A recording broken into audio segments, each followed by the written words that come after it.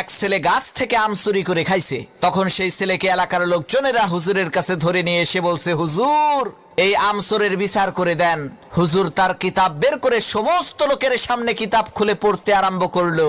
যে চুরি করে খাইছে আম তাকে দিতে হবে তার দাম, দাম না দিলে তার পিঠের উপরে কিল পড়বে ধাম ধাম।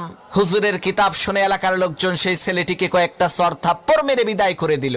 আল্লাহর কি কুদরত!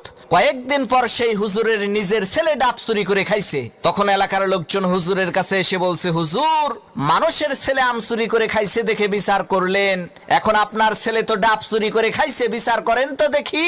লোকদের কথা শুনে হুজুর তার কিতাব বের করে বলল, ভাইরা আমার, কিতাবে লেখা আছে যে চুরি করে খাইছে ডাব তার হয় নাই কোনো পাপ। তখন এলাকার লোকজন বলল, হুজুর বুঝলাম ডাব খাইলে পাপ নাই, কিন্তু আপনার ছেলে তো একেবারে পাকা জোনা খাইছে। হুজুর তখন কিতাব থেকে পড়লো, যে খাইলো জোনা তার